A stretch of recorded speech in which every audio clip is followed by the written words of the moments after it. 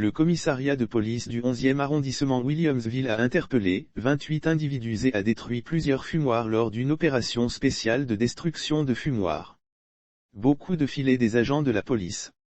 Dans le cadre de la lutte contre la drogue, les agents du commissariat de police du 11e arrondissement de Williamsville ont procédé à la destruction de fumoirs dans leur zone de compétence et ont pris dans leur filet une vingtaine d'individus malfaiteurs.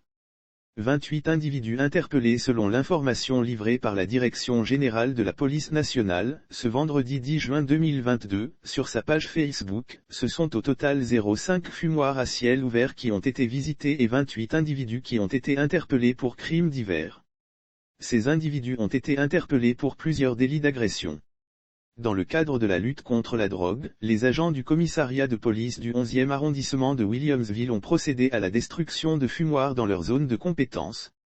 Au cours de cette opération, ce sont 0,5 fumoirs à ciel ouvert qui ont été visités, 28 individus qui ont été interpellés dont le nommé BA, interpellé pour plusieurs délits d'agression et de bagarre rangés à la machette, révèle la note de la DGPC.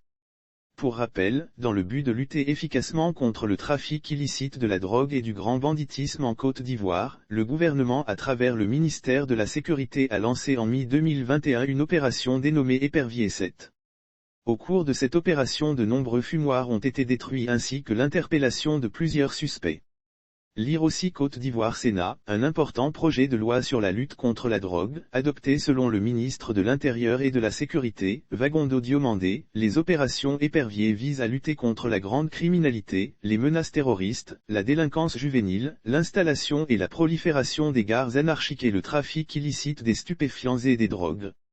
Elle porte également sur la prévention des accidents de la circulation, la sécurisation des frontières, la régulation et la fluidité de la circulation.